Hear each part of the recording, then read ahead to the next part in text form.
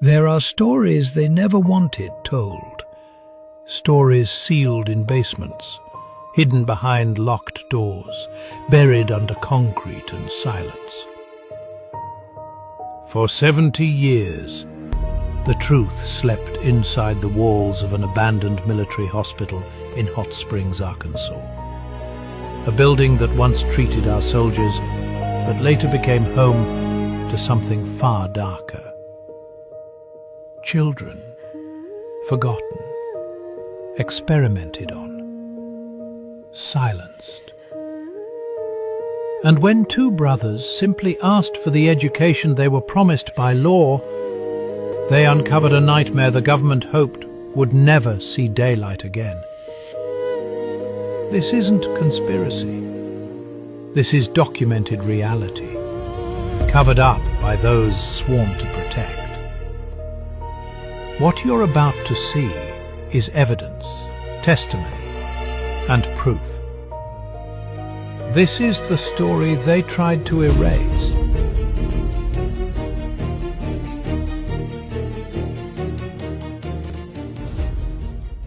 For generations, the Army-Navy Hospital in Hot Springs stood as a monument to service, sacrifice, and American resilience.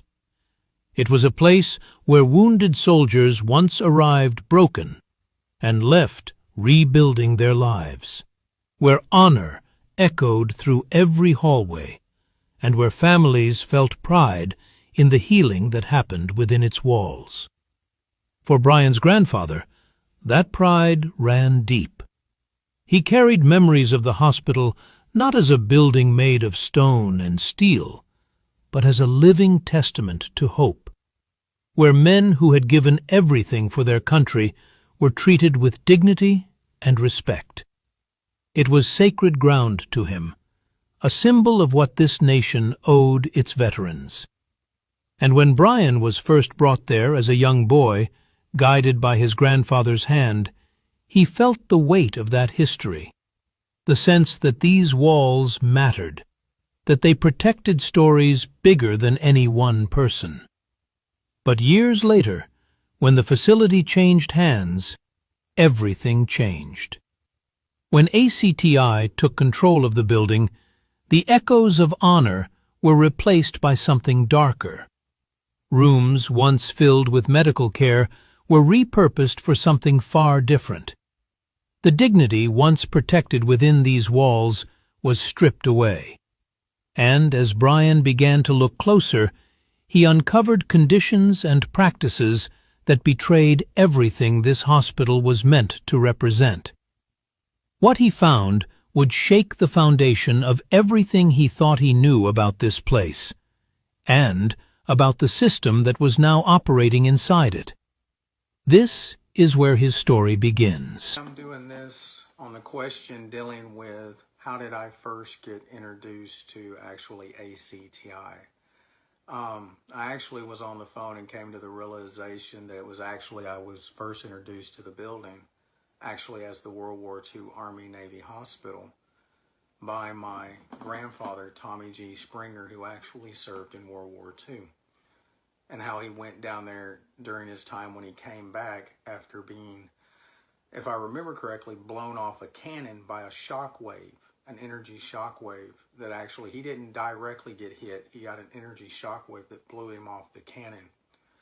And that actually resulted in him being knocked unconscious and put into a coma for 6 months, where he bled from every orifice of his body, including his fingernails, which aren't technically orifices, but he bled from his fingernails, his toenails, his eyes, his nose and his mouth, and also his penis and his rectum.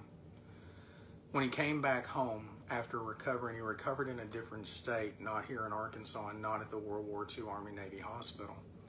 But he felt it was an obligation as a World War II veteran, and all of what he saw and how he had to recover bodies that were basically putrefying and rotting to bring them back home to their loved ones for a proper burial, and just the horrors and the aspects of recovering bodies during World War II, which he told me about later in life, that he felt it was an obligation because of his service to go down there to Hot Springs, Arkansas, in National Park in Garland County to the old World War II Army Navy Hospital when he first got back here for a time to actually pay respects to the military soldiers that were there being treated and also military soldiers that were passing away, to comfort them and tell them thank you for their service and what they did for our country and for himself as well as a military soldier that served in World War II.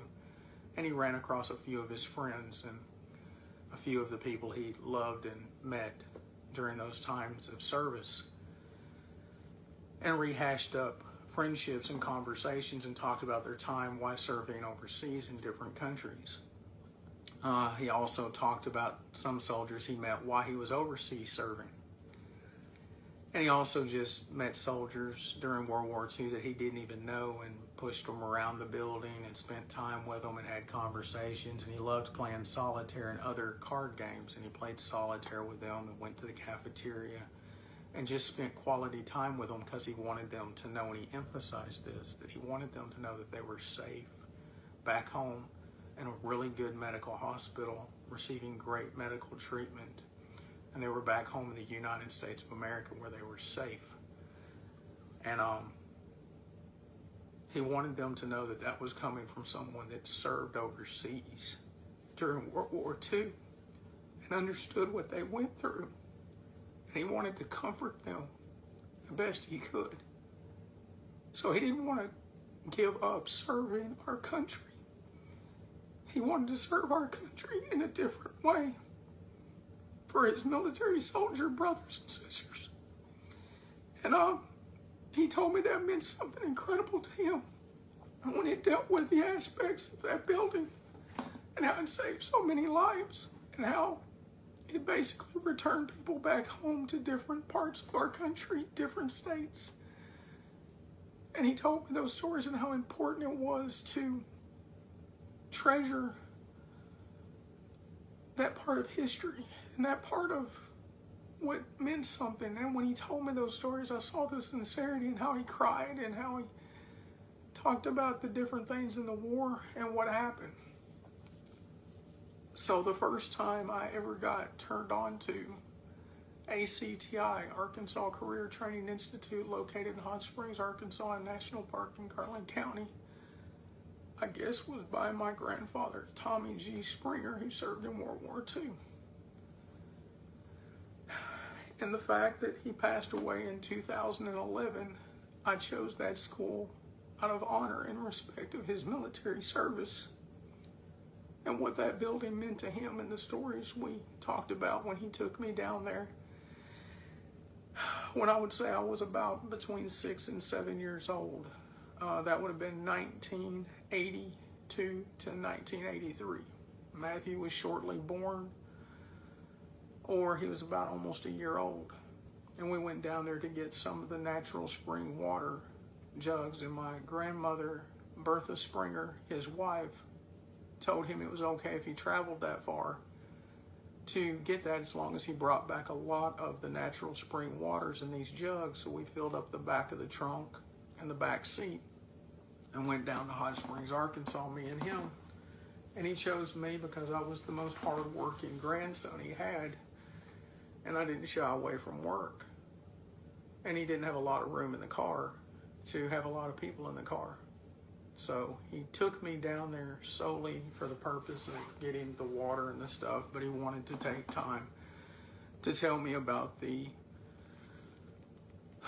World War II Army Navy Hospital and what it meant to him and what it meant to military soldiers that served in World War II and how it saved so many lives and the different stories and things. And we know that would have devastated my granddad to know that that place became a place that the students called hell, and called it hell quite frequently. I heard that constantly being said by students because of the living conditions and how Father Rick, who was head over student life, verbally chastised us and spoke down to us, and how the security guard, most of them were actually hired from jails, so they were actually like on the prisoner mentality, and how I witnessed Father Rick brings security guards up to students' rooms, and they all had keys to their rooms and unlocked it.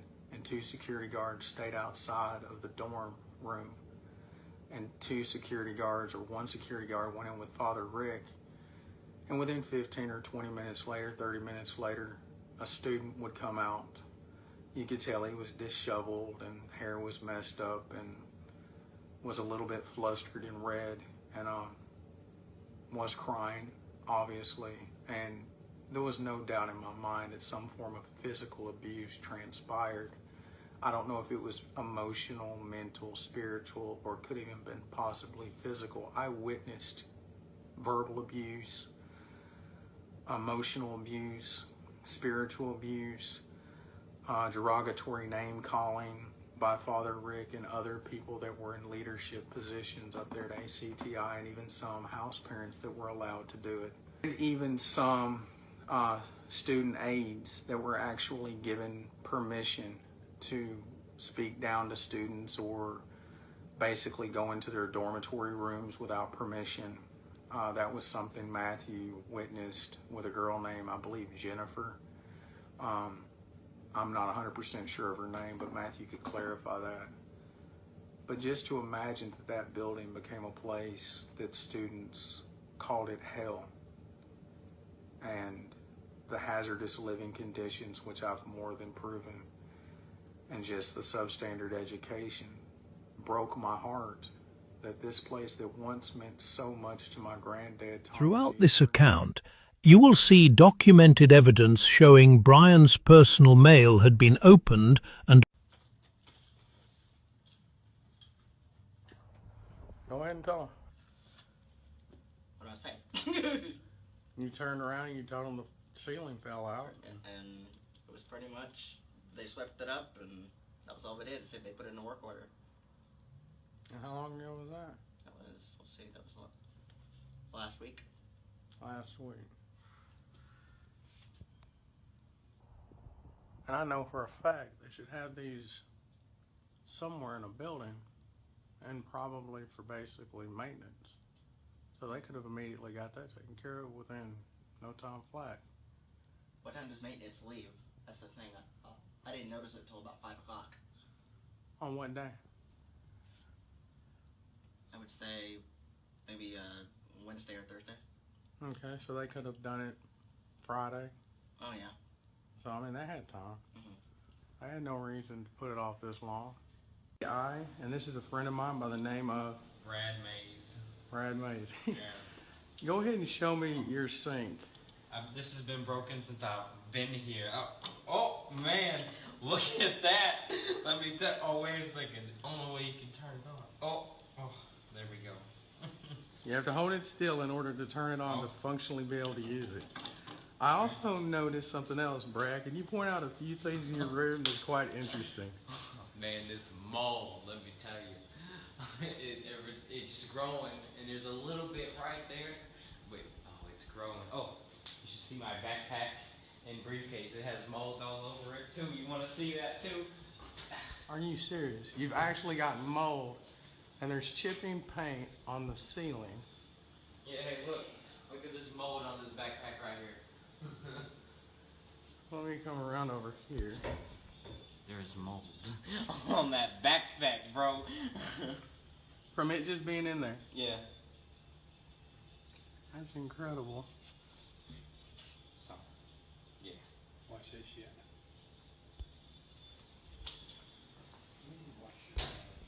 I'll wash it when I leave. But, yeah. Other than that, that's the complication problems, I think. My name is Brian Redlin, and this is an individual student at ACTI. Go ahead. Yes, my name is Steve Block, and due to the prior reason that we had a gas leak yesterday, and they was trying to keep quiet, tell everybody to keep quiet about it.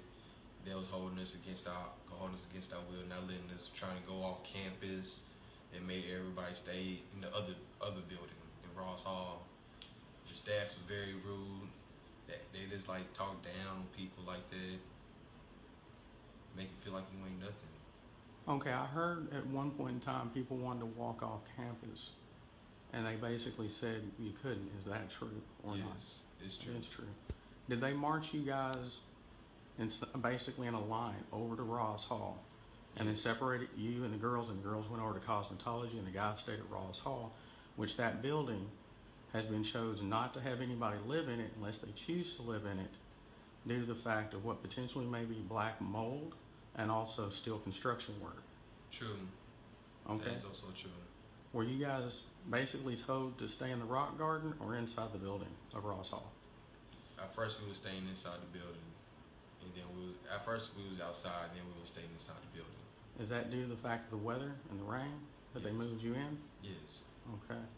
How do you feel at this place? Do you feel it's a controlling environment or an uplifting, freeing environment?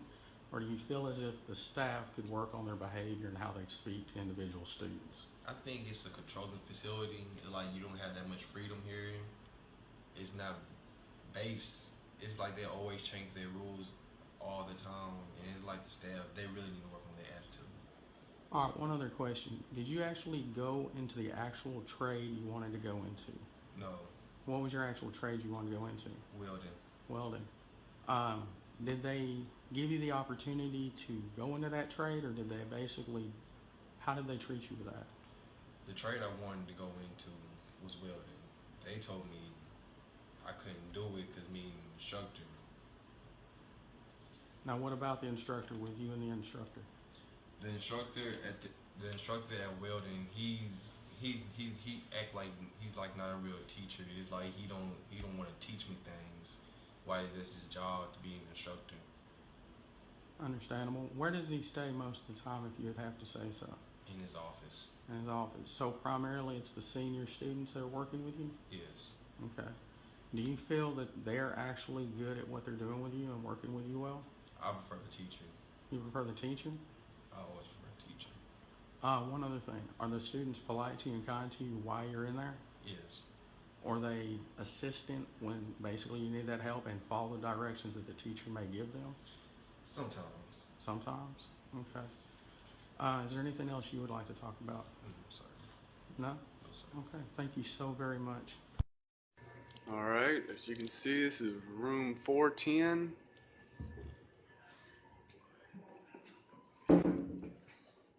The floor is all wet.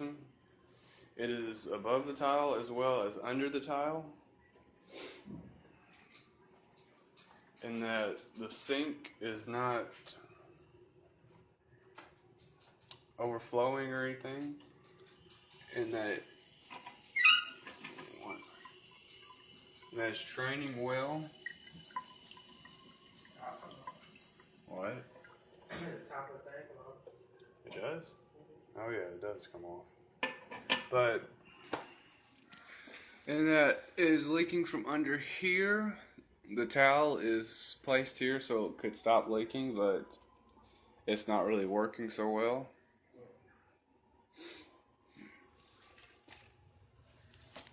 It's leaking from under here. I don't know exactly in the same exact spot since the towel is in the way.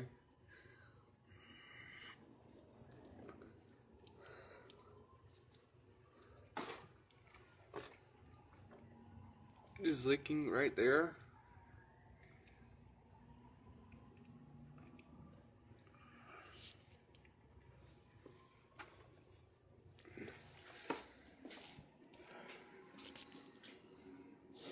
And that is where the leak is coming from.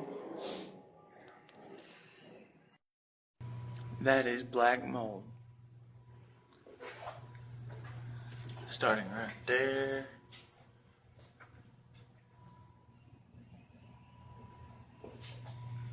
Going all the way down through here. That. All that. Plus that. All that.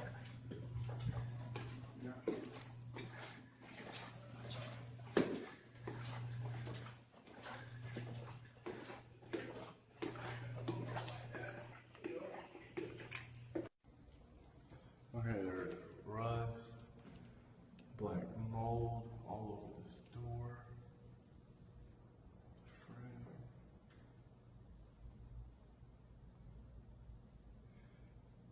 And this, as you can tell, is a bathroom, and there's rust and black mold all over this.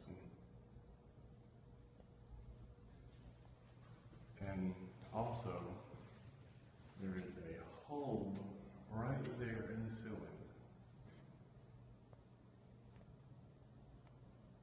See, I'm in room 109 over at Ross Hall in the main over at Ross Hall.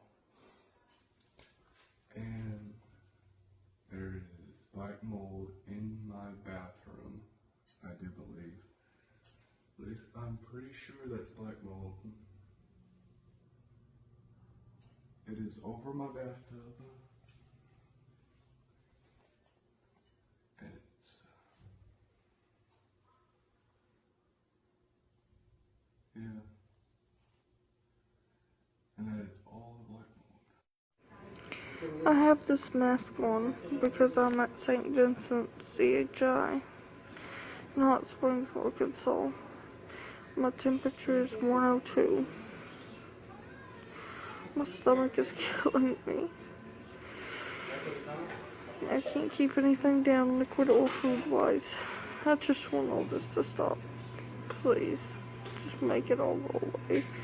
I don't know if they're gonna admit me or not, but when I figure it out, I'll let y'all know. Looky here. See? I have this all hooked up. See? It's all hooked up. See, they gave me morphine. See,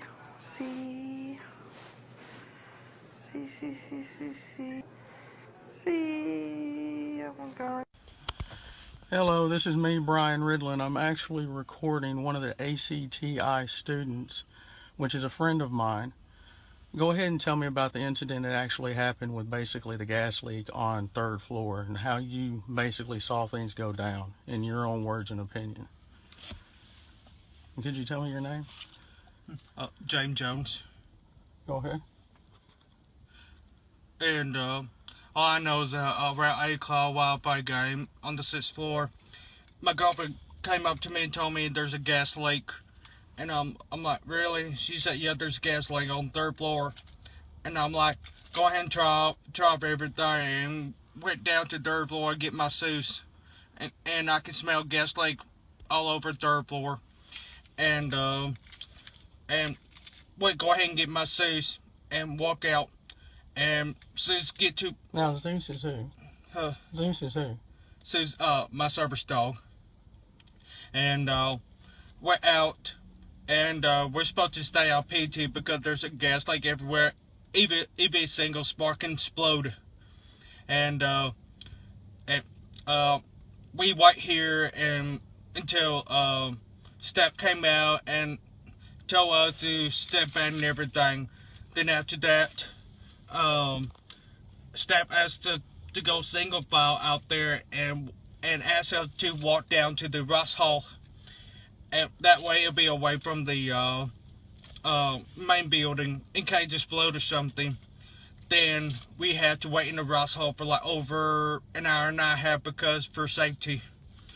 And then and all I know is a lot of people was in panic and frightened, and we heard about three people went to the hospital because of panic attack or anxiety attack or something like that. And so on until it's been going since about 8 to 10 o'clock, 10:30, I believe. And after that, and once it clear, then we went back inside and everything, get my stuff up 6th floor. The next day, I see my girlfriend was frightened because she had Asperger's and all sort of thing. And after that, we had to go ahead and leave the campus because she needed to calm down and everything because... Now let me ask you a question. Didn't they say that no one could leave the campus at one point in time? I'm not sure if we could leave or not, because I did notice that when that ass is in light and everything, I do after we left, I do notice some people who own the vehicle here left. So I don't even know if we were allowed to leave off campus or not because of this situation with gas leak and everything. Now, let me ask you another question. I heard when we met up at McDonald's that they were saying that anybody who was found off campus was going to be basically in trouble if they weren't back on campus. Now, I heard that from 2 other students. I know that some student who got back while they're out during that time, gas leak, and when they get back, they didn't get trouble or anything. Right. And I know that for myself too, because nothing happened to me whatsoever. But did they have you guys in any period of time basically walking in the rain, regardless if it was showering or sprinkling or whatever, were you made to walk in a single file line over the Ross Hall? And then over to where they separated the girls from the guys? The girls went over to the cosmetology department, Yeah. and the guys stayed at Ross Hall, Yeah. which technically that building is shut down because of basically dealing with maintenance and also what some people are saying, black mold or potentially black mold. That's what I heard. Okay. The other question I've got is, when I went to McDonald's and I ran into 2 students, people were talking about how staff was saying there would be people if we're off campus, and those individuals, one of them is named Ty. I can find him later to confirm basically what he said. But in reality, do you think the staff could be more fair and more accommodating on the aspects of allowing us to leave during certain emergency situations, namely a gas leak, to go off campus to places where we could be better comfort, where the aspects of basically shelter and not keeping us out in the rain? In your opinion? Honestly, if anybody owns a vehicle, I think they could go ahead and go somewhere for a while. And because, say we have some student or Brighton and everything, they want to leave the campus, but we have to do what staff asked us to do. And we can't leave campers or anything because they think it may be more safe if we go to other building than stay outside main building. But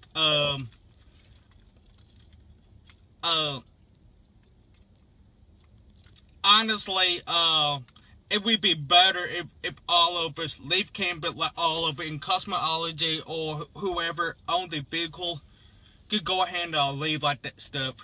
Because that's what makes your student not like just walk out, leave campus, and maybe come around, get into property and sneak or something. I think that's what's all. But I believe all of us should leave campus and go to cosmetology instead of split genders and like guys go to Ross Hall and girls go cosmetology. For example, my girl Victoria, she have Asperger or sort of thing. After it's clear, all other girls told me she was frightened and everything because she used to stay beside me. But once she split, she was so scared and everything. And I believe it's not right about split us. I think it should be keep us all close in cosmetology. I can agree with that.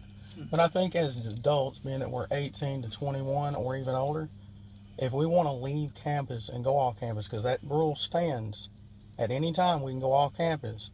They're not responsible for us off campus, of course, because, you know, on campus they're responsible for us. But off campus they can't, you know, take care of the whole entire area. That's basically Hot Springs Police Department. But as an adult, we should have the legal right and the constitutional right to go as we feel and as we feel fit. Yeah, we understand. But if any student that will leave campus, then they have to do what Steph said. But while at that, I think all of us should stay together in one whole group, like over cosmetology, instead of put us guys into Ross Hall, because some guys worry about their relationship and everything. like their girlfriend, or it could be sibling there, wherever, you know what I'm saying? Because we heard some girl have a panic attack, a side attack, and I don't know if it's true, but we heard about a couple of them got into ambulance and went to hospital. Right. So, yeah. Well, I think in the long run, us being together so we can give each other moral support is basically a brilliant idea and is a good idea. I don't think separating us as friends and as individuals is appropriate or right, and that's a good thing, and that's a good suggestion. I can't say it's not, and it's a valuable suggestion. I know how worried you were about Tori, and I remember seeing you at McDonald's and how you took her out to eat and you consoled her and stuff, and then she made a phone call to her mother because her mother just stood by the phone wanting to know what was going on. And I thank you, brother. I just wanted to actually get your side and talk to you and get your opinion. So, thank you so much. Okay. Today is October 13th. After me hearing from a student by the name of Austin that Mr. Bibbs and two other workers were actually cleaning out my vent.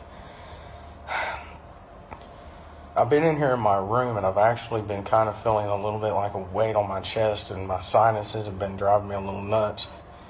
And my eyes have been tearing up and a little bit bloodshot because I've been coughing and hacking. And basically, I puked a little bit on the elevator. And I just kind of feel a little bit like my sinuses are really congested and really kind of inflamed. I'm not wanting to go to Second Med because I just don't want any more antibiotics. But I'm wondering if that vent and the mold that they've been talking about may have potentially worked itself in this room. Not really sure, but just kind of feel a little bit under the weather. Could be nothing, could be something, I don't know. But I do find it slightly coincidental. I mean, shit, I am 40. My immune system's not the same as it used to be when I was younger. And I've been getting sick by exposing myself to this stuff constantly. And I just wanted to document this and kind of put it with the other videos I've got dealing with this general topic or this general situation. And kind of overall just kind of get a look at myself in this way. If I don't feel better by tomorrow, I think I might go to Second Med and let them give me a check over or look over, which pretty much seems like a good idea. But that's where I stand. So I just wanted to make this little quick video and kind of tell you guys where I'm at. That's all. Thank you guys so much. Bye. They can't be appropriate or even kind and considerate towards the situation that I have been dealing with.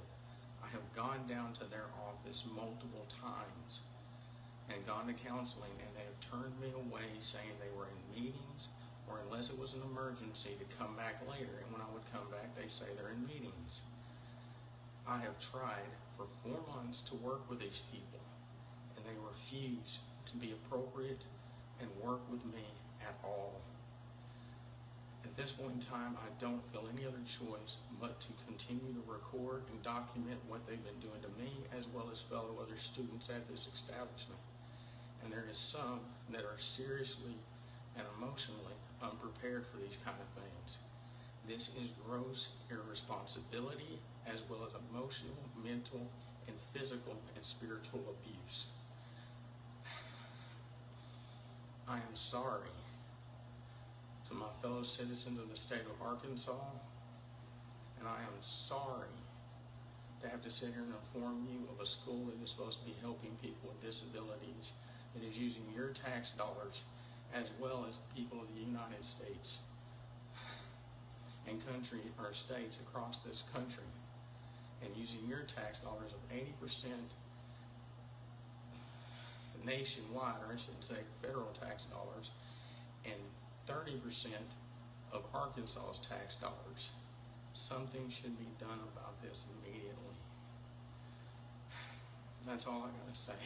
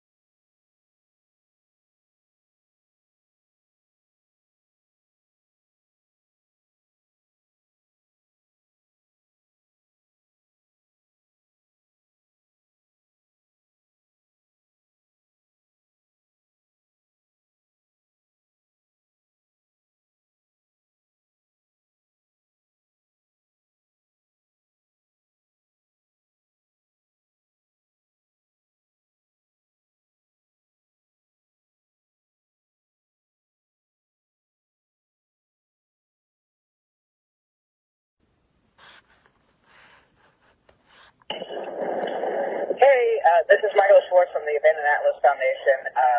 We got your email this morning, and I am very, very interested in hearing more. I took a look at those documents, and I am absolutely blown away. So if you would please give me a call back, I'm definitely interested in talking with you and your contact further about this. So please give me a call back. Thank you so much. Bye. Hey, I'm kind of down here at Butler Park. I got a lot on my mind, and I went to go see a movie today to kind of alleviate some of that overwhelming stress that I've been dealing with for quite a while. And I actually had an interesting situation occur with a woman and her husband that actually ended up getting tickets that were double booked in the seat I got at Breckenridge. And what was cool about it is we actually struck up a conversation and a bit of a friendship.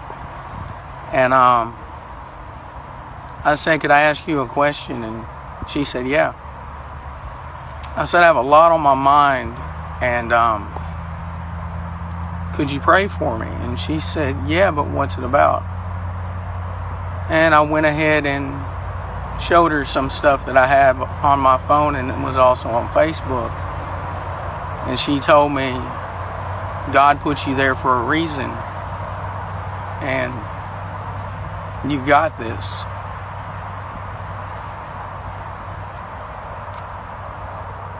I know I've got this,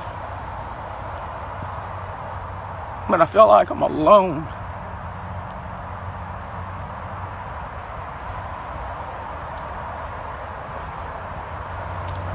But I know I've got God and Jesus and family and friends and humanity before myself. I have my faith, and I stay strong to it.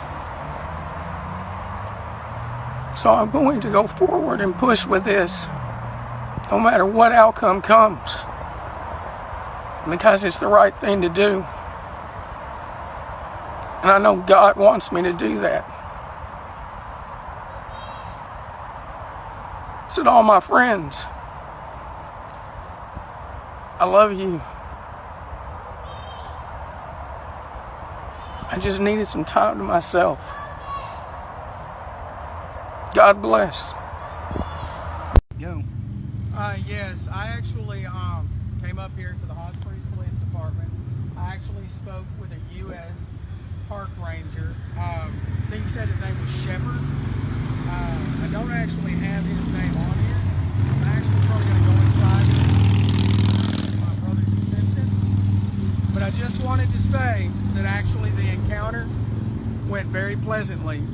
J. Hart, basically what I need is if you can write me a letter explaining the criminal aspects of what Miss Lily Kirsch did and the aspects of falsely charging me with terroristic threatening to actually have me thrown in jail and then processed down here to Garland County, which the charges later were dropped down to electronic harassment, which I really never harassed her at all. She actually asked me to keep on speaking with her and talking with her, and then when they ended those conversations, I did not speak to her any further, and then they decided to basically charge me on false charges and so forth, which part of the agreement of me saying I would no longer have contact with her, which I wasn't anyway, was to take down my videos off of Facebook, which were dealing with the dorm rooms and living conditions up there. One ACTI, Arkansas Career Training Institute, ran in Hot Springs, Arkansas, a national park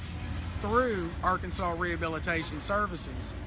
Actually, they're needing a letter written on my behalf with me being able to sign at the very bottom, just a letter as if I was the one writing the letter, so they could turn around and start the proper procedures of being able to file criminal charges against Miss Lily Kirsch for false arresting me and having me arrested when I had real good cause and reason to actually have this conversation with her after she promised to take accountability and responsibility to my welfare. And if she couldn't have done it, she should have brought someone else in to do so.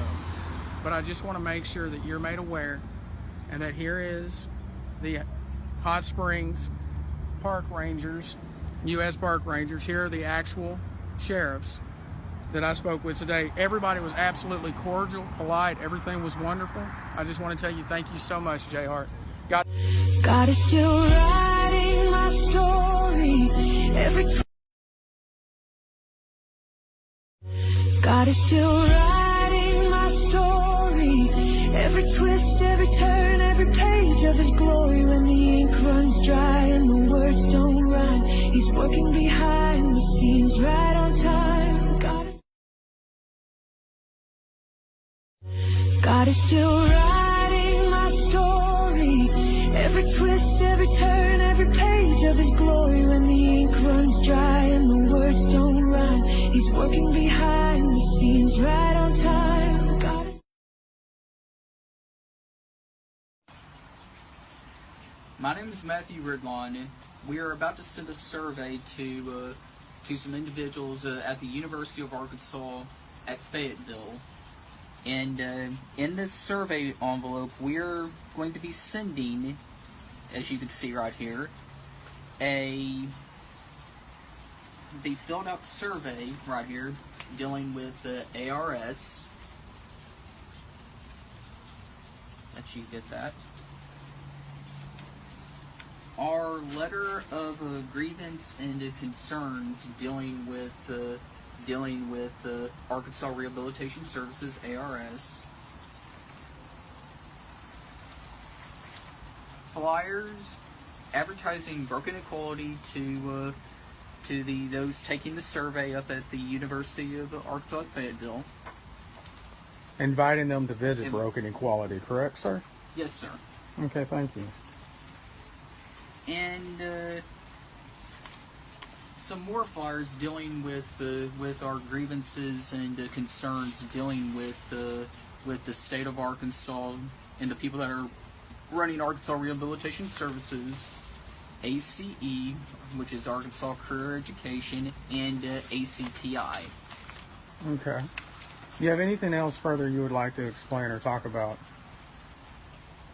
Me and my brother, Brian Ridlon, have been working extremely hard with trying to get back in school, trying to get an education.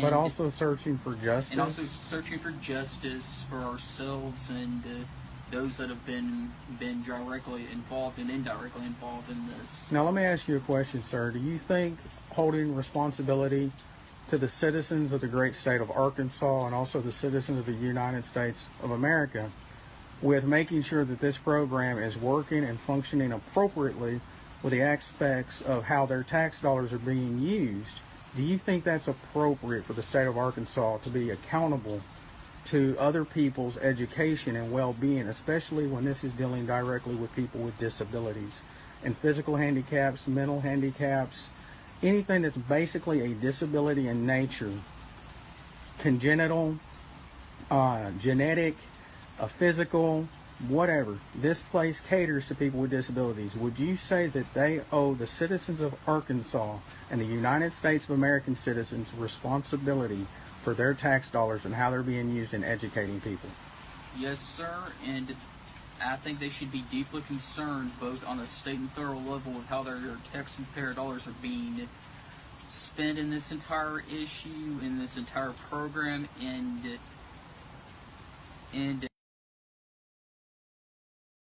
Hey, Grandpa Hart, and basically Broken Equality. I actually received a letter, and this is an update dealing with the aspects of, one, University of Arkansas in Fayetteville, Arkansas, dealing with the fact that I actually did a survey for Arkansas Rehabilitation Services on the quality of services I received at basically from them and at the school of ACTI, Arkansas Career Training Institute, located in Hot Springs, Arkansas, National Park. And I basically referenced very strongly towards going to Broken Equality and gave them the flyer dealing with the civil rights movement for people with disabilities and showed them what was going on. And I received the letter today from them making confirmation that they received it. because I also did a first class mailing to them because I had more stuff in it than it actually came to me. I actually added more to it. They actually gave me the Walmart gift card for $30 to $50. After, mind you, at this school, I became severely sick with lesions and sores all over my body. And I had lesions and sores on my genitals, and the head of my penis swelled up the size of a racquetball, which was quite alarming to me. This was in less than 6 hours. I went to bed, woke up to go to the restroom, and approximately at about, I would estimate about 5:45 to about 6:20 in the morning, I discovered that I had a really serious problem going on down here. Before that, I had some red bumps and some red lesions on my legs, which I talked to the doctor about, and they said, no, it's no big deal, just go take more showers. And they gave me a bottle, a little screw-on cap, with some soap in it, literally soap, for me to wash my body, which I was already taking plenty of showers and baths. But I was like a little flabbergasted that they gave me soap. Shows that this says criminal information report, which means I'm definitely going to follow prosecution on one, Miss Lily Kirsch, second in charge of ACTI at Arkansas Rehabilitation Services, who runs the school. I'm also going to pursue a civil lawsuit against her among basically entrapment of a person with a disability, among several other offenses that the prosecuting attorney can decide upon prosecuting. I'm going to work through Papa Hart, who runs basically Broken Equality, one of my supporters in Colorado Springs, Colorado. And I'm also going to run through Broken Equality, the ACTI/civil rights for people with disabilities here in Little Rock, Arkansas, ran by my brother, Matthew Ridley. And I'm also going to stay in contact with a few more of my supporters, making sure that they know this is going through, so not only myself and my brother, but several other students have received services through Arkansas Rehabilitation Services may find justice in this situation that I basically stumbled upon at one school known as ACTI, Arkansas Career Training Institute, located in Hot Springs, Arkansas, in National Park, that was victimizing people with disabilities openly and boldly for years, having them live in standing water and black mold and several other living conditions, while also emotionally, mentally, and verbally being abusive, which is definitely 100% physical abuse on how it affects a person. So those criminal charges need to be seen, and the prosecuting attorney of Arkansas needs to follow through with these individual things. I thank you so much for your time, and my name is Brian Ridlin. And I thank you so much. And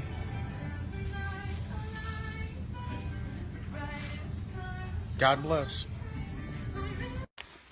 Grandpa Hart, Jay Hart with Broken Equality in Colorado Springs, Colorado, dealing with the aspects of what transpired in Arkansas with how people were being victimized at a school known as Arkansas Career Training Institute, located in Hot Springs, Arkansas, in National Park, through Garland County. I went down here to file the police report at Pulaski County Police Department, or not police department, but actually down here at the Pulaski County Prosecuting Attorney. And I had a woman that became very belligerent and very confrontational, and I became extremely uncomfortable with the situation. I'm going to drop off the paperwork with them and the filed report, and I'm going to ask you to actually file a further complaint with them to make sure that they understand the situation in full. I'm going to show you that I'm at Pulaski County Prosecuting Attorney's office right here to identify that I am actually at this location, and I am no longer comfortable with the situation that transpired between this woman at this place. So I do not want to speak to you. I do not want to speak to you. So I'm going to hand you this. My brother come in with a report. You guys can give it to the proper people. but I do not appreciate this young lady's attitude towards myself. At this point in time, I'm going to talk with my person in Colorado Springs, Colorado. You have a good day. Throughout this documentary, viewers have witnessed living conditions shaped by long-term governmental neglect. Conditions marked by deteriorating infrastructure, limited access to opportunity, and systemic disadvantage. These conditions are not presented as isolated or accidental. They are examined as outcomes produced by policy decisions, legal frameworks, and legislative actions enacted over generations. This segment examines the legal architecture that, according to civil rights advocate Brian Redland, allowed those conditions to emerge and persist. At the center of this analysis is the enduring tension between federal constitutional authority and state assertions of sovereignty.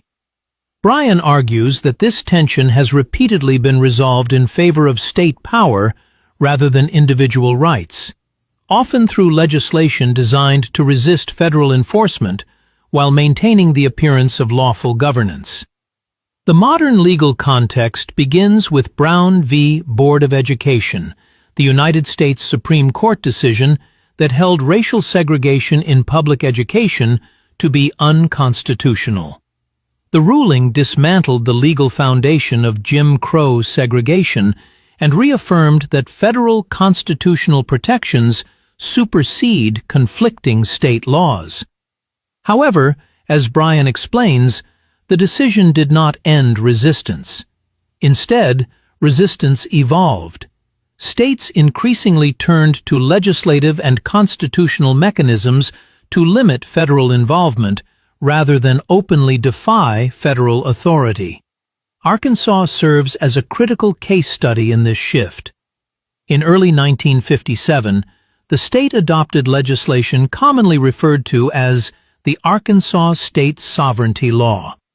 Brian contends that the purpose of this law was to assert that the federal government could not interfere in state affairs unless explicitly invited by the state, even when federal constitutional rights were implicated. This legal posture directly shaped the events of September 1957, known as the Little Rock Crisis. When 9 black students attempted to integrate Central High School, state officials relied on sovereignty-based legal arguments to justify the use of the Arkansas National Guard to block compliance with federal court orders. In Brian's analysis, this was not merely an act of executive resistance, but the enforcement of a legislative framework designed to obstruct constitutional rights while preserving a claim of legal legitimacy. He traces this framework further back to provisions within the Arkansas Constitution of 1874 and to statutes enacted during the post-Reconstruction era. Brian argues that these laws were crafted during a period when racial hierarchy was embedded into governance and were intended to shield the state from accountability, particularly in matters involving civil rights. According to Brian, these laws were not neutral. They were structural. They established a legal environment in which discrimination could persist under the protection of state authority. From this foundation, Brian advances a broader legal argument. He asserts that when elected officials knowingly enact or preserve laws that conflict with federal constitutional protections, they fundamentally alter the relationship between government and citizen. In such circumstances, laws cease to function as instruments of representation and instead operate as mechanisms of control. Brian frames this concern through constitutional structure. Under the United States Constitution, the authority to declare war rests exclusively with Congress and is exercised through legislative acts. He argues that legislation itself is a formal exercise of power capable of initiating conflict, not necessarily armed conflict, but legal and institutional conflict between a government and its own people. He emphasizes that this argument is structural rather than rhetorical. Laws define power, responsibility, and protection. When laws are used to deny constitutional rights, Bryan contends, they create a condition of institutional hostility toward those subject to them. The living conditions documented earlier in this film are presented as the tangible consequences of this legal architecture. According to Bryan, when discriminatory laws are preserved, enforced, or left unexamined, their effects manifest beyond courtrooms, in housing, education, healthcare, economic opportunity, and generational stability. This segment does not argue that history alone is responsible for present conditions. Rather, it asserts that laws remain active instruments. Statutes rooted in discriminatory frameworks continue to shape outcomes unless they are critically examined and removed. Bryan emphasizes transparency and accountability as foundational principles of a constitutional republic. He argues that citizens cannot meaningfully exercise their rights without understanding the laws enacted in their name, particularly when those laws conflict with federal constitutional guarantees.